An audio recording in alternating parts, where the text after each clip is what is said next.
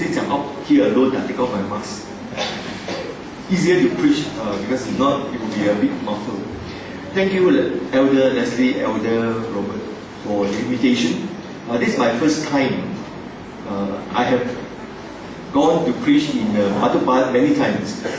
In the old days, I used to bypass Moa. So Moa is a totally new place to us. But thank you for the opportunity to come to be able to minister to you tonight. Tonight, I picked this special text because it's a text which I think resonates with many of us. And I think Elder Leslie was teaching us a song. I really don't know that song. I wish I learned it years earlier so I can sing it. Because when I was a youth, this phrase, if you abide in me and I in you, okay, you can do anything, you ask anything and I will give to you. It's one of those promises that we always claim. And I always love this promise. If you abide in me and I in you. And when we look at this text, we can see it is actually an answer that Jesus gave. You cannot control, you can. It's actually part of an answer that Jesus gave on the last night that he celebrated the Passover meal. And Jesus was having conversation with the disciples. One of the disciples by name Judas, not the one that betrayed him because he already left. The other Judas asked Jesus a question. How is it that you manifest yourself to us and not to the rest of the world? And then Jesus gave a very long answer starting from John 14 verse 23 all the way into chapter 15. And here is where we find these wonderful words where Jesus says, I am the vine. And I think this is a passage in which we can really look at it and we can understand many things that Jesus is actually trying to tell us. If you abide in me and my words abide in you, we will ask what you desire and it shall be given to you. The word abide comes from the King James translation. Some of the modern translations use the word remain. So I remember sometimes reading the phrase, remain in me and I in you. But somehow it doesn't have that Remain in me and I in you doesn't sound as nice as abide in me and I in you. And I think we sometimes don't see the connection because what happened 2 chapters earlier in chapter 13 is actually connected with John 15, 2 chapters later, because of some of the similar things that Jesus is mentioning. So I hope tonight you can go back, open your Bibles and read from chapter 13 onwards all the way to 15. John 13 to 17 are the so-called those chapters connected with Jesus' last night on earth. And there he celebrated the Passover meal, the foot washing of the disciples' feet, and then he had this long discourse where he made those very famous statements like, you know, where I'm going, you cannot follow me now, I'm going to prepare a place for you in heaven. And it was a conversation that ends in chapter 17 with the Lord's Jesus' prayer, the high priestly prayer. To actually see the connections, you probably need to go back and read up some of these chapters. But today I want to show you how 13 and 15 are connected, and we often sometimes miss this connection because of the change in the words. But in Hebrew, in Greek, it's actually the same words, but in English we translate it differently. So sometimes we don't realize Jesus is actually talking about the same thing. I want to share 3 points in the sermon tonight. 1. Jesus made a claim, one of those 7 I ams. Remember Jesus made all those 7 I ams? I'm the way, the truth, and the life, I'm the door, and the shepherd. Here he makes this one claim, I am the true vine. We find this in verse 1, verse 5. And along the way, in that passage, we find that he talks about something that's more negative. I call it the withered branch. The branch that's decaying, the branch that's dried up. And twice Jesus mentioned this. To counter the more positive part about abiding in me, Jesus actually tells us there's also something else. If you don't abide, you're like that withering vine. Verse 2, verse 6. And then I want to sum up the warnings for us so that today we can see what Jesus is actually trying to tell us. 1. The true vine. Jesus used a very familiar imagery to describe, because he came from an agricultural, agrarian society. Today, I think if you tell your children, what is the vine? I don't think our children have seen the vine. Okay, the vine is a plant where you have grapes. And you can't really grow grapes here in Malaysia. Although if you try growing the Thailand variety. My mother has one plant in the house and it grows and you get green grapes, but very small, very sour. So it's not a plant that we are familiar with because it's just too wet in this country. But in Israel, everywhere you go, you see the vine. I've been to Israel many times. I bring groups to visit Israel. And I tell them, you look at any home, you see two types of plants in every garden. An olive tree and the vine. And everybody can grow. And so in every home you have the vine, and you get the grapes. And for the grapes, of course, there will be the vine. So Jesus used a very familiar image to the Jews. Every Jew knows what a vine plant is. And in Old Testament, the vine was a symbol of Israel. Sometimes I think we read the New Testament and we remember the story of Jesus cursing the fig tree. And and he says the fig tree wasn't blooming, so he cursed it. We think that the fig tree is a symbol of Israel. And many people read that text and say, oh, cursing the fig tree, and then Jesus says, within the generation, things will happen. People tend to read it and say, oh, Israel came back 1947. One generation, 40 years, 1987 is where all those things have happened. But the fig is not the symbol of Israel. The vine is a symbol of Israel. How do we know? For example, in Psalm 80, we find that God uses this metaphor.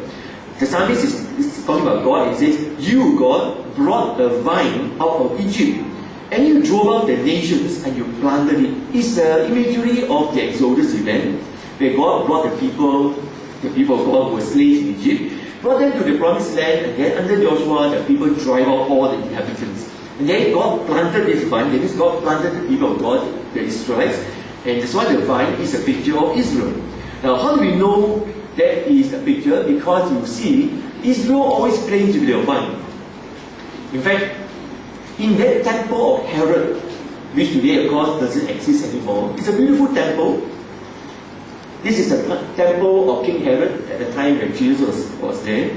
And I'm told, as you read many scholars' writings, on this door that leads into the holy place. On this door is a huge oak door, but on it is carved the picture of a vine. Okay? Because it's a symbol of Israel.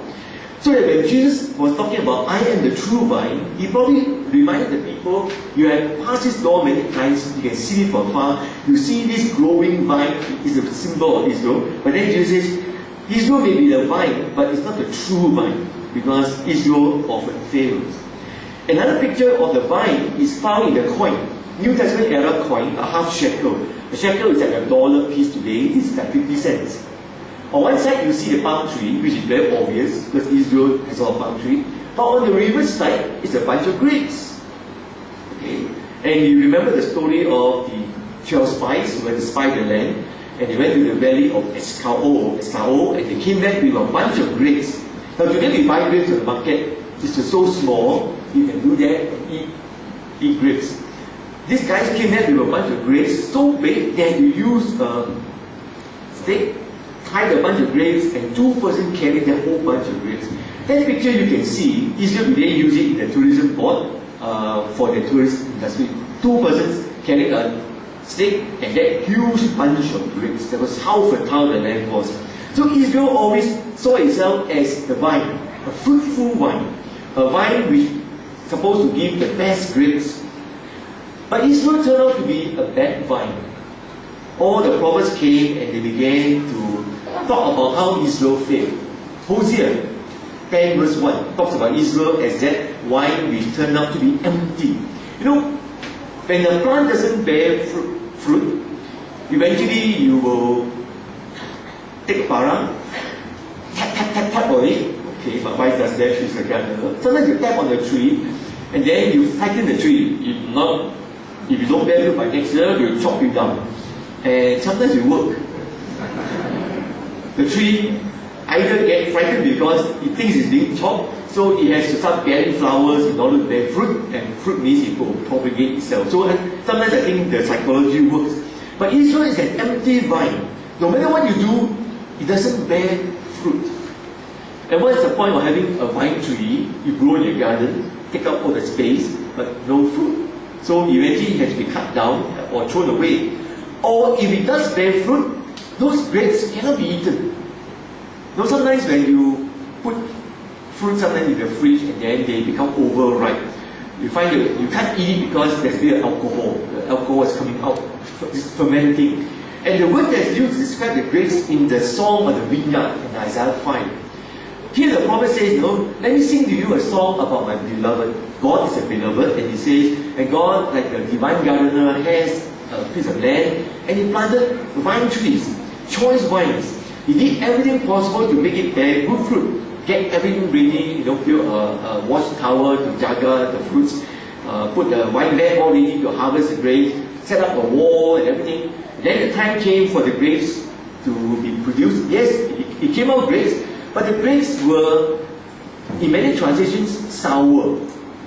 Unfortunately, that's not a very good English translation of the Hebrew word. The Hebrew word actually means overripe to the point of putrefying, turning bad. That means you really cannot eat. The grapes are like slowly shrinking, and a certain parts, it's so bad that we have to use a knife to cut off.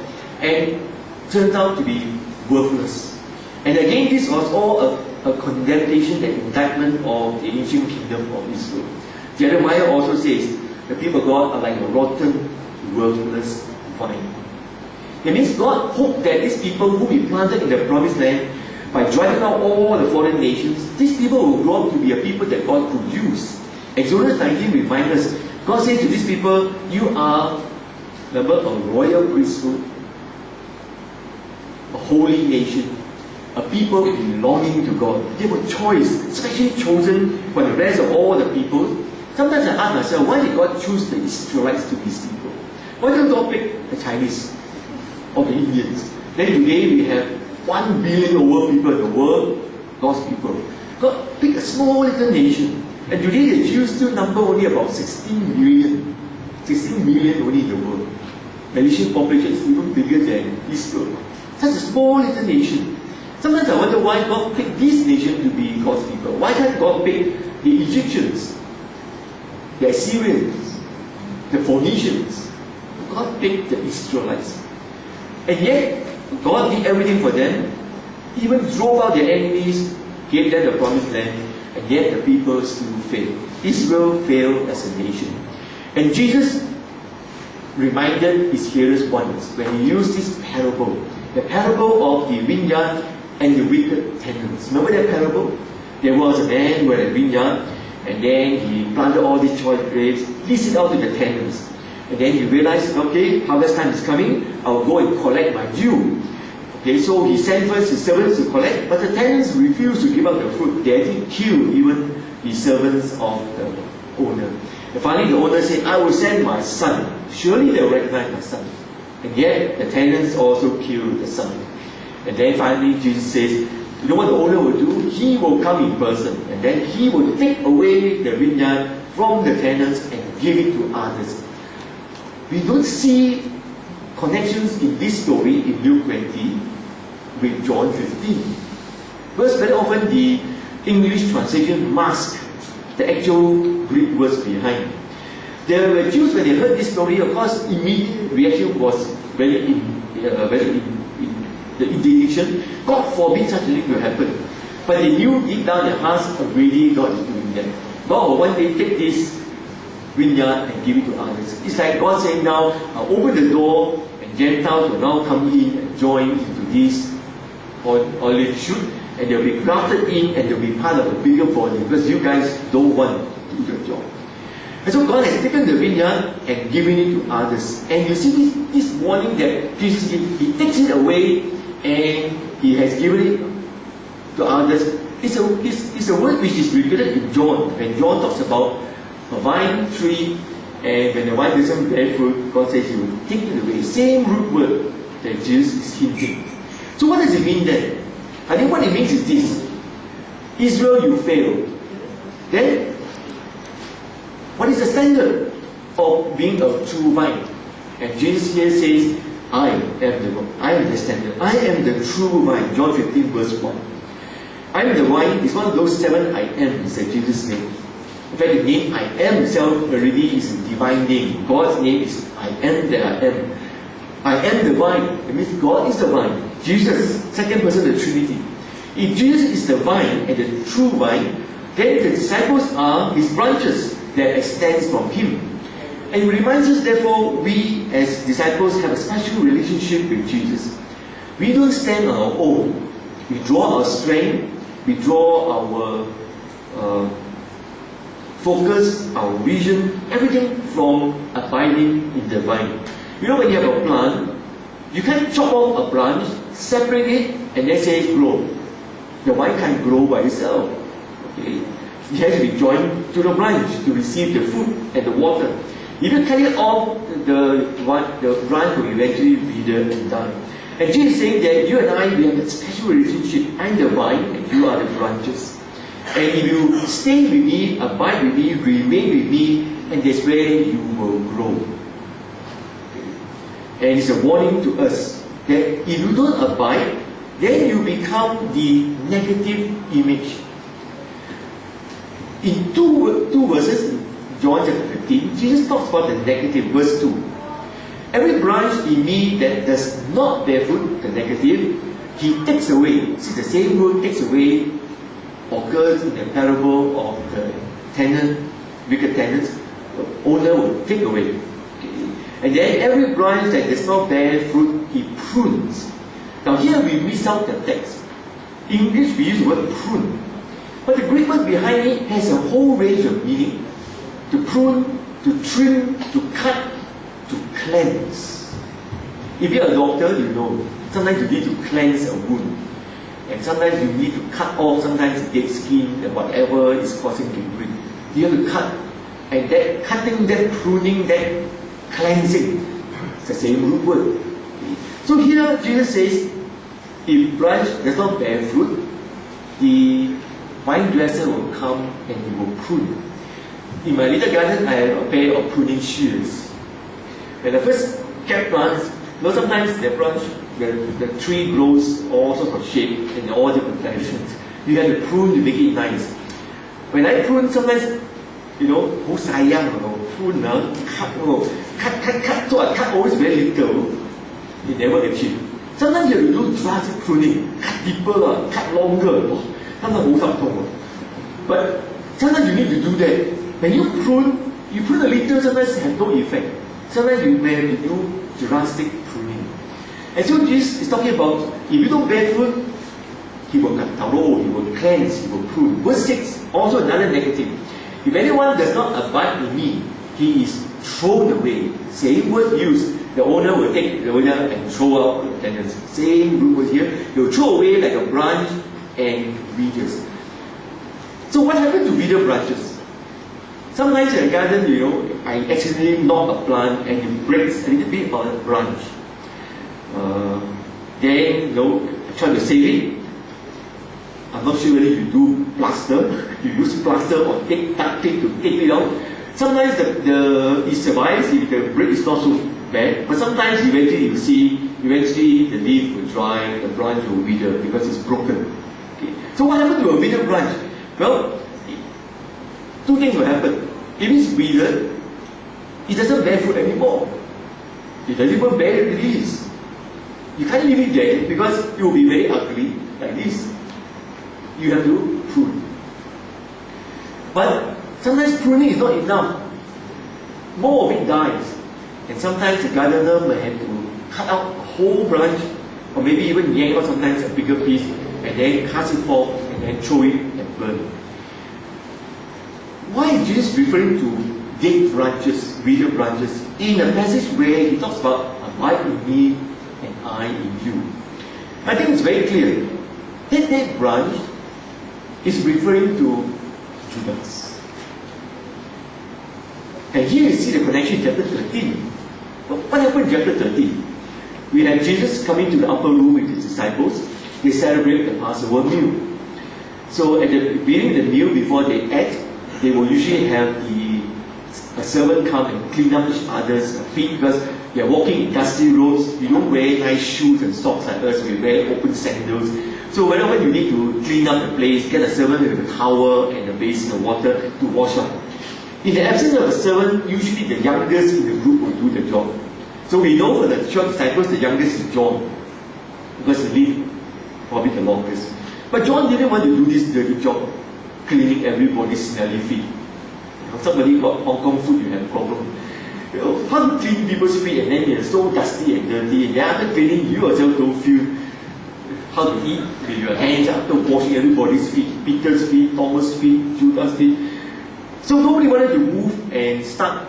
The meal cannot proceed until they cleanse themselves.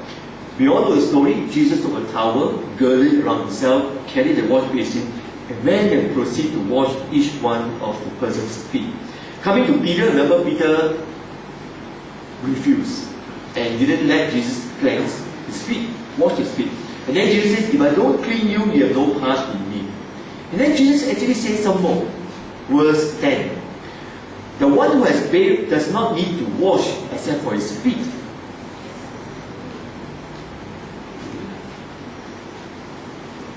But is completely clean.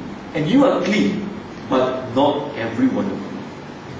Jesus is hinting that among one of you is not clean. No matter amount of what washing I can do will not clean this person. Because it is not dirt on his feet. It is dirt and darkness in his heart. And Jesus says, most of you are clean already, but one of you is not. And so Jesus was referring to one person among the group who wasn't clean.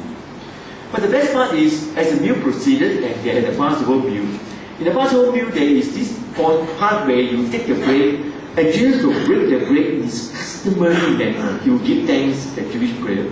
And then you dip the sauce, and usually that piece, which has a name in Greek, afikomen, is given to the choice person, the person you love the most. I can imagine that Jesus here could have given it to John, the beloved disciple, the one who always leaned on Jesus' breast as they reclined on those beds. They will recline, and John will recline on Jesus, the disciple who loved Jesus the most. Or maybe Jesus will have given that piece of bread to Peter, the unofficial leader of the group, loudmouth, impetuous Peter. Or maybe Jesus gave it to someone else, but Jesus chose to give it to Judas.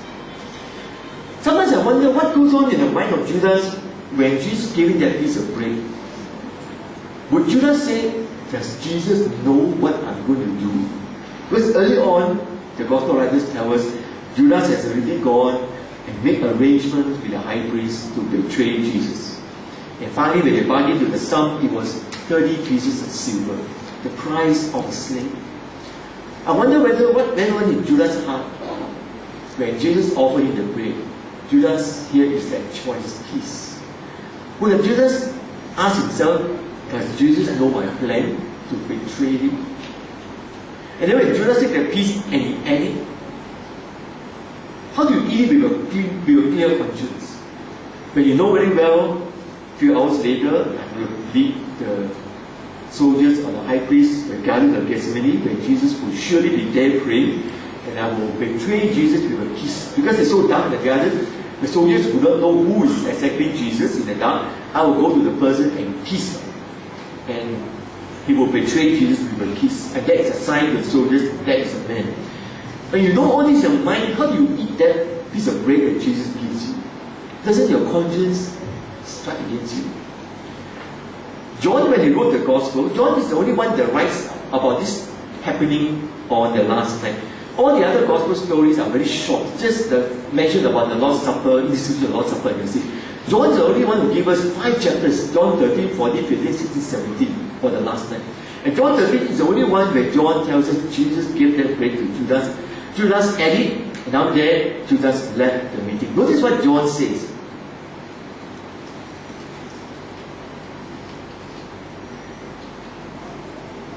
So after receiving the morsel of bread, Judas immediately went out, and it was night. If you are a Jewish reader, or even an early Christian reader of this text, or you listen to the story then, you know very well it's night time. Passover meals began at 6 p.m. And by the time you finish this part to the last part, the supper, it will probably be about 11, 12 midnight. No need to tell us it's night. Everybody knows if you're living in Israel and you celebrate Passover, Passover begins at sundown, 6 p.m. into the night, into the early morning. Why tell us it's night?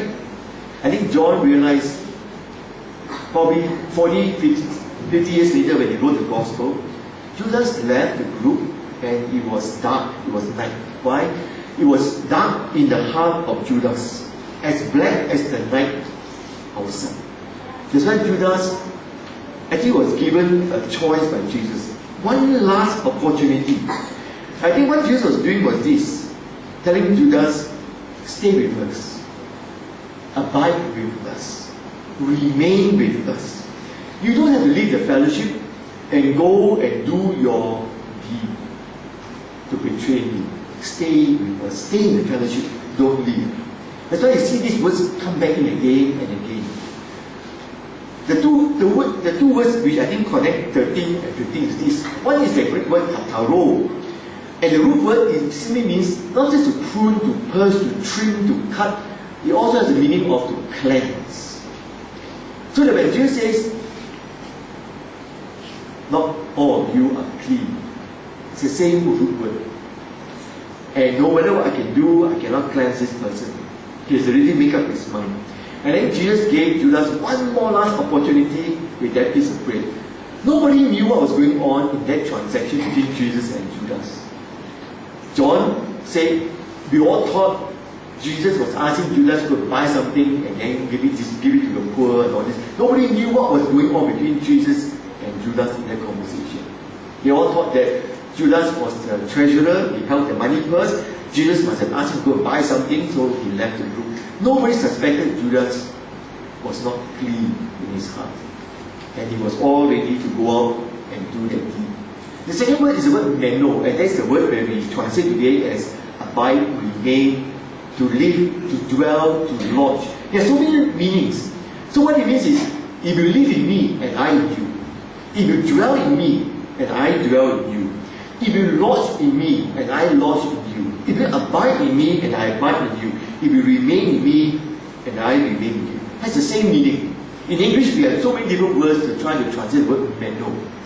And Jesus was actually telling Judas, meno with us, abide with us. You don't have to go. If you stay, then this will not happen.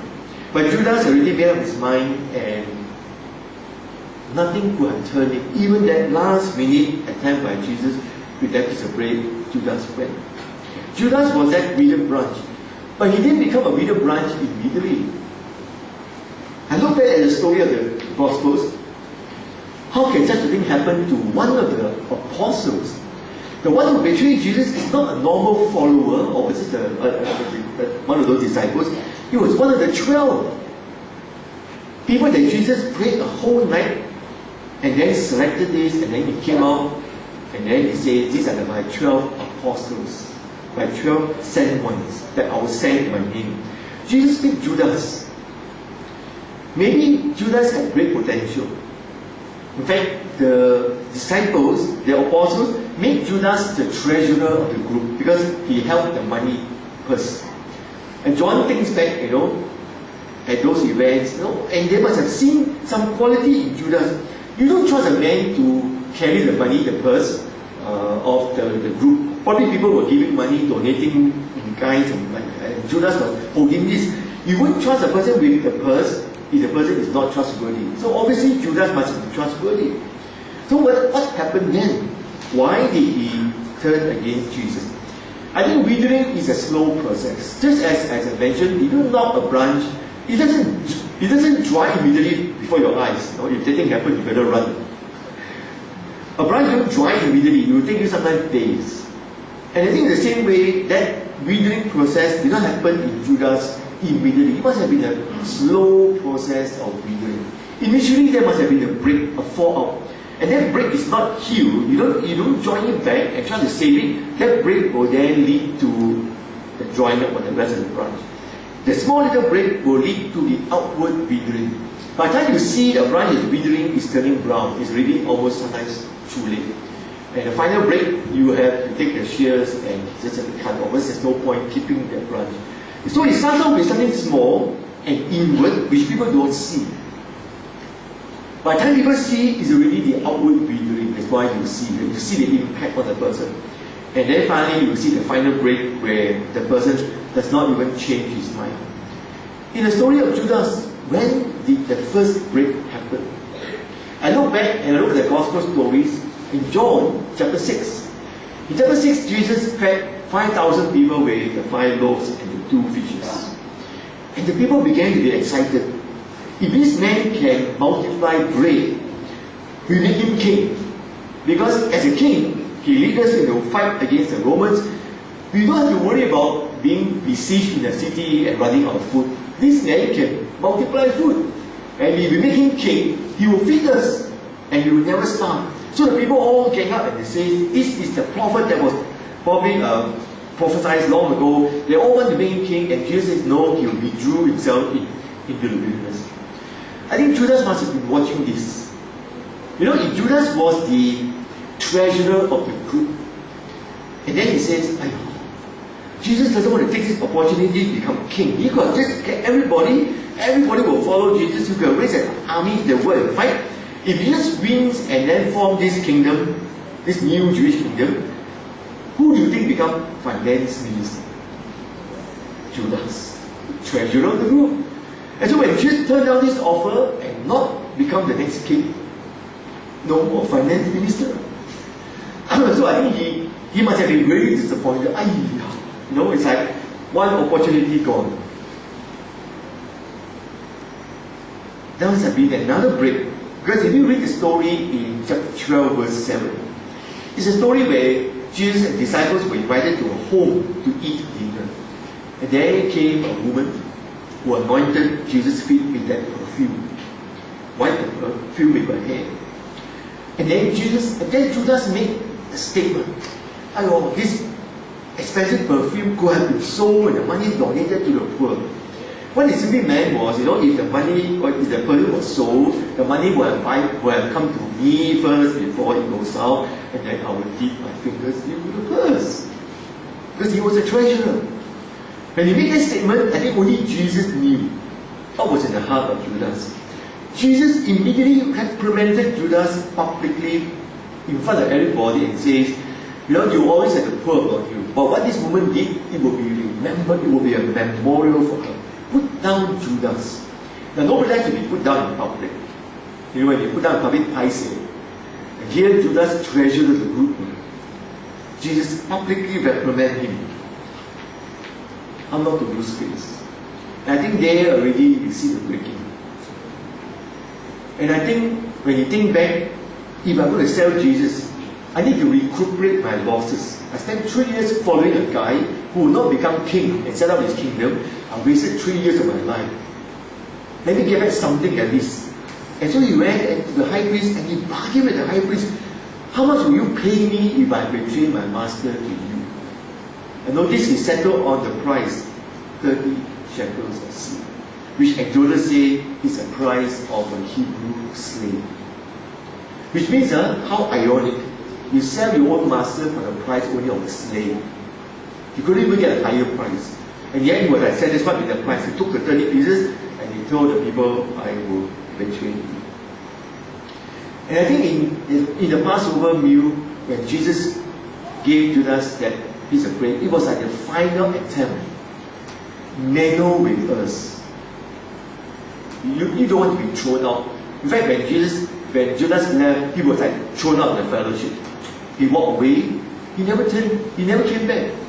And that was the last that we will see of Judas, because then you will find that when Judas realized Jesus was being arrested and then put on trial and then capital punishment, he tried to undo the deed. You all know the story. He went back to the high priest, tried to save Jesus, couldn't. And then he said, I want to return the money. The priest said, we can't touch this money. It's blood money, because it's money paid for the death of a person. He nevertheless threw the money. He ran, hanged himself, and the priest took the money and bought a field to bury people with no connections, called the field of Academ. And I think here you can see Jesus telling us, even Judas, that vile person, could be given one more final chance to remain and abide with us. But he chose to leave our group. And we know what happened in the story. Now let me sum up the warnings for us. What does all this then remind us? First, it's a sober warning to us Christians. Because Jesus said in verse 4 and verse 6, reminding us why we need to stay. Abide in me and I in you. As a branch cannot bear fruit by itself unless it abides in the vine, neither can you unless you abide in me. It's a solemn warning to us. Without Jesus, we can do really nothing. Okay. Without Jesus, we are like on our own. Yes, we may have some resources. You may be a smart guy, you may have the ability, you may have some resources. But eventually, even then, you run out of all your resources, and then you come to a point where you are dry. You know, it's like I ride a motorbike. Sometimes I forget that I'm already on reserve tank. You know, there's a lever which you can turn. Sometimes, previous day riding, and then you're running to reserve, the engine starts to splurt and burn the tire. You switch to reserve, and then happily riding reserve. Reserve can only last you, I think, maybe 10 kilometers on a motorbike. If you don't realize that, and you keep on running, then one day you finally reach empty tank. And when you reach empty tank, there's no way to go anymore. The bus, your motorbike will die. One time I remember when I first got my motorbike, didn't know about all these things. It died out in KL along the road going back to Central. I had to push all the bike all the way to look for the petrol station. When you run on empty tank, you can't. So Jesus is telling us, apart from me, if you don't abide and remain connected with me, you really can't do much. You can do some. And maybe some of us are serving God on our own strength. You may say, I'm a zealous Christian, I have a desire to serve God. Yes, you have your full tank. But your full tank runs empty if you don't top up again and again. So we have to keep going to a petrol station, keep topping up. How we wish our petrol can multiply. Hallelujah. No, if we can multiply our petrol, I think you'll be the next Messiah in Malaysia, especially with Raw 97. If you can multiply petrol, how nice, but you have to keep topping. You see? And Jesus said, yes, you can run on empty tank. I mean, run on your own tank, but after a while, you will hit empty tank. And if you don't abide with me and replenish the supplies, you run out of steam. I've been a pastor for 32 years. I've seen people run out of steam as they serve God. We call this burnout. You literally go down to zero, no more resources. And once you're burned out, you know, the most natural response is to give up everything, walk away. And many times people who burn out don't even come back to church. So that's a danger to us. Are we still connected to Jesus, still abiding? Or have a break already occurred and we don't even realize it? And like a branch, we are just sucking whatever is in the branch and the leaves, but there's no more food available. We are just drawing on our last resources. And before you realize it, we are really turning around and breathing. It's a reminder to us, if you want to serve God, good, but make sure you stay connected with Jesus. Only then you can serve Him for the next 30, 40, 50 years. Second lesson. A spiritually dead Christian is useless to God. Because at the end of the day, if we are spiritually dead, what can we do? We can't serve God.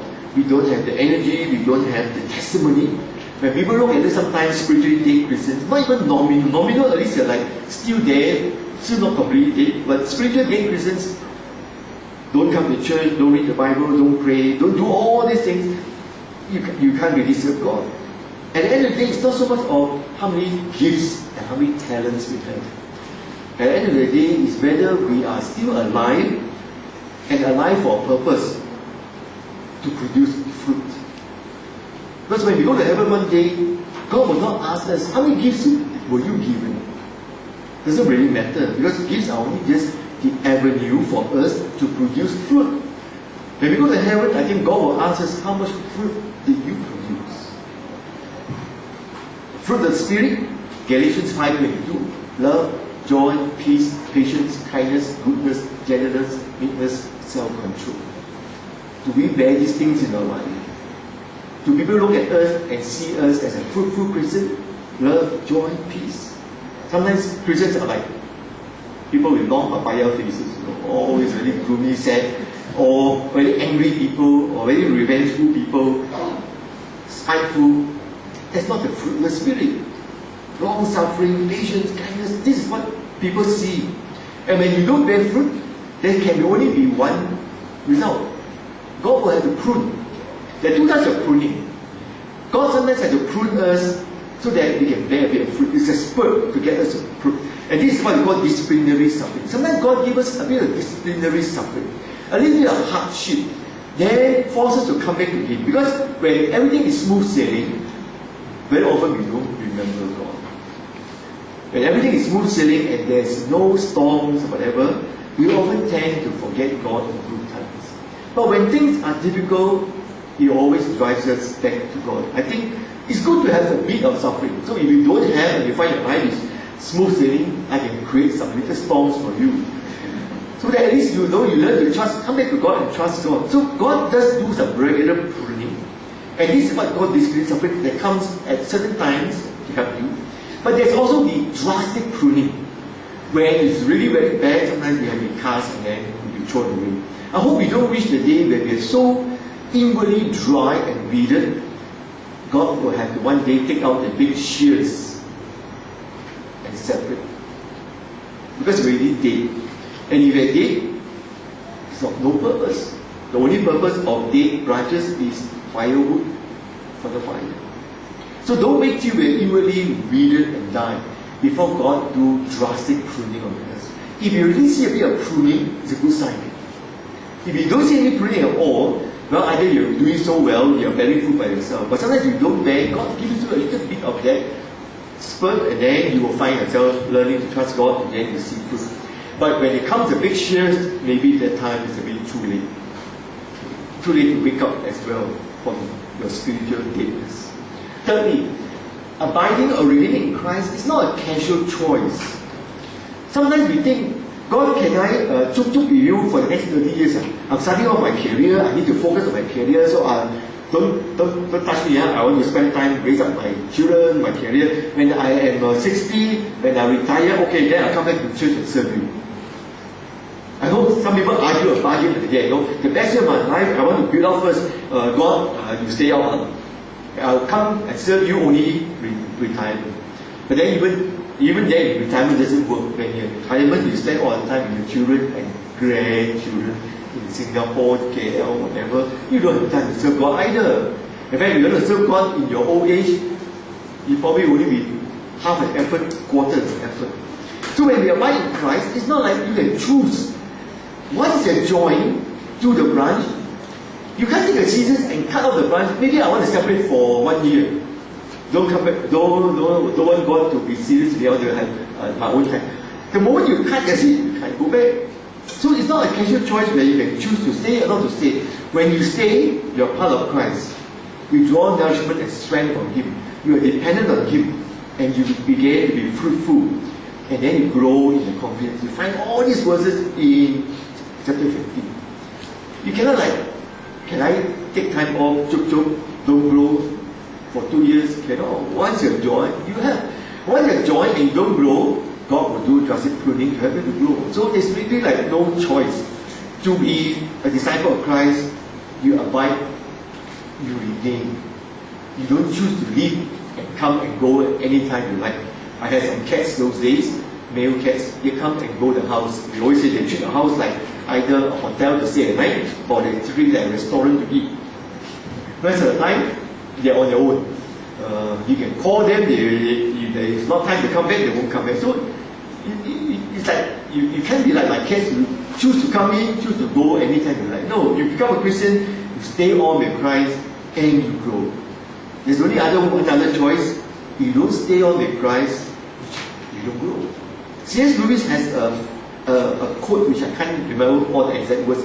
He says, and every day we are either growing to be a creature like God, the most beautiful, or the most vile, devoutly creature like Satan, Satan. There are really only two choices. Either you're growing to be like the disciples. Peter, James, John, all these were not great, not perfect, but they were at least growing. Peter grew, and even though he denied Jesus 3 times in the courtyard of Pharaoh, Jesus restored him back 3 times, "You love me." And then Peter went on to become the church leader, the official church leader. James and John, the 2 brothers, sons of thunder, that was their nickname. Bonagas, sons of thunder, because they have a quick temper. One time they went to Samaria, the Samaritans did not receive Jesus. They come and ask Jesus, "Can we ask God to set lightning and burn these villages?" Those were the 2 sons of thunder. James martyred, John lived to the fullest. Slowly the disciples were growing.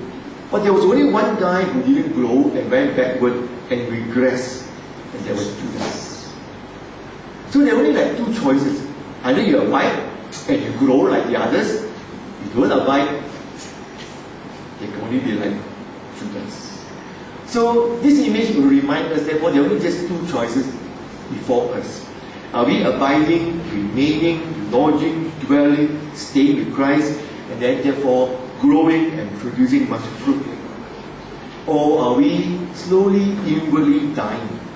Some of us maybe don't even realize we may be already dying. Sometimes you get angry. You can even be angry with God. God doesn't answer your prayer in the way you want. I pray, God, you open the door for me to go to this job, to get this job, you didn't give me this job. You get angry with God, you harbor that grudge. It's already an inward breaking. You know, grudges, when you nurse them, they grow bigger and bigger. Who knows? Some of us may have already started withering, but we don't realize. And sometimes you will see the withering on the outward part, and that's where we find people sometimes no longer come to the fellowship. They stay away from Bible studies, they don't come for church services, they don't come for prayer meeting, they're already drying on the outside. But there will be one final break where Jesus says, since you don't abide in me, I won't abide in you. To be thrown into the fire is a very symbolic picture, to be thrown into that eternal lake of fire. So, two choices before us. Do we really abide in Jesus and remain with Him? Or we will be like Judas? Let's pray. Father, we have heard John 15 verses 1 to 15 so many times in our own life. And many of these verses are perhaps even our favorite. If we read them, we draw strength and nourishment from them. But sometimes we don't ponder deeper and ask, what does it really mean? When Jesus made that statement, I am the true vine. If Jesus is the vine, there can only be one logical outcome. The rest of us are the branches. We cannot be another separate vine. We can only be the branches of that vine. Some of us may be like those wild olive shoots grafted into the original olive branch. We may be Gentiles, initially not part of God's people, but the door is open for us. We have been grafted, potted into the living tree, and we are now part of the body. And so our part as a branch is to stay on and draw fruit, and therefore produce fruit. A plant that does not bear fruit is useless because it cannot propagate itself. And so we bear fruit for Jesus. But sometimes along the way we don't realize things can happen. Things can cause us to break away from Jesus. Small little break. A small inner withering, which we probably don't even recognize and see ourselves. But it has already started. And by the time sometimes we realize it, the outward withering has already taken place. We find we no longer enjoy the fellowship of God's people. We no longer want to read the Bible. We no longer want to commune with God. We just stay away. And the longer we stay away, like a piece of coal taken from the fire, we will grow cold. And we will die. So often we only think about the positive encouragement from chapter 15 of John, abiding in Jesus. But twice in verse 2 and 6, Jesus warned us of a negative image. There's a possibility that some of us can become withered branches. And perhaps some of us we have seen and known Christians who no longer are part of the fellowship. Those that drop off the race because they find it growing too tough. Those who drop off the race because they're initially hurt by others. Those who drop off the race because they get angry with God and it's never reconciled. Along the way, we do sometimes fall, we do break.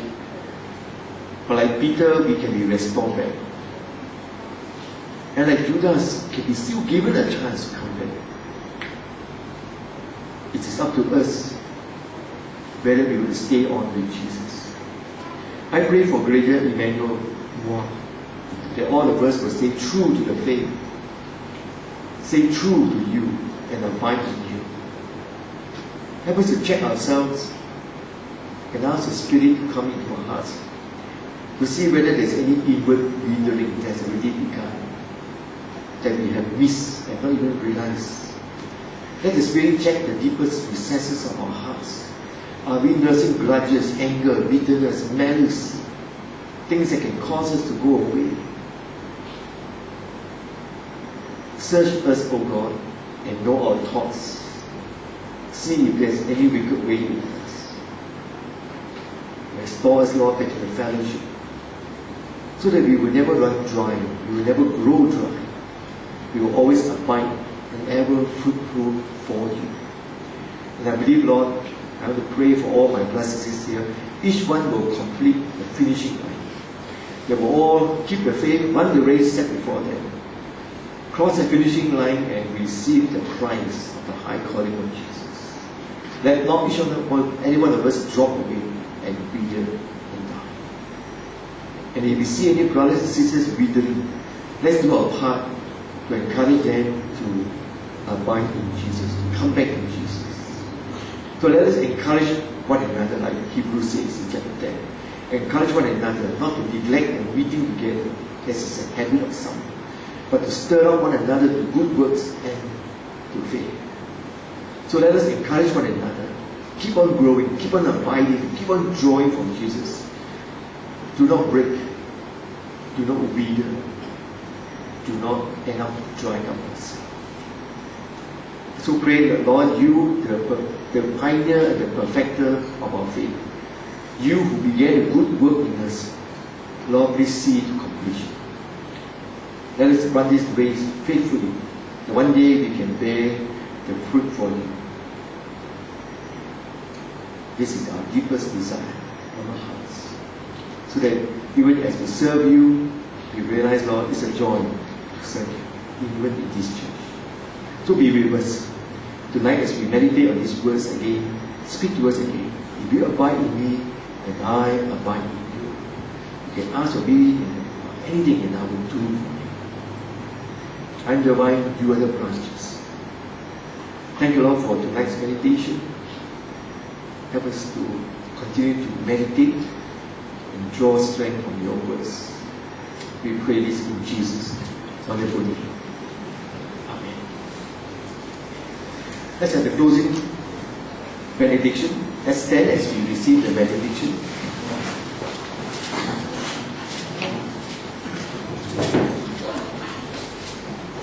Taken from Jude, then followed by the threefold Amen.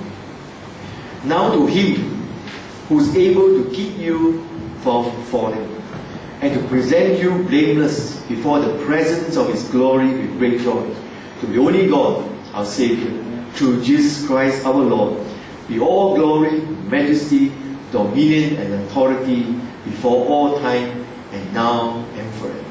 So go forth in peace to love and serve the Lord. In Jesus' wonderful name. Amen.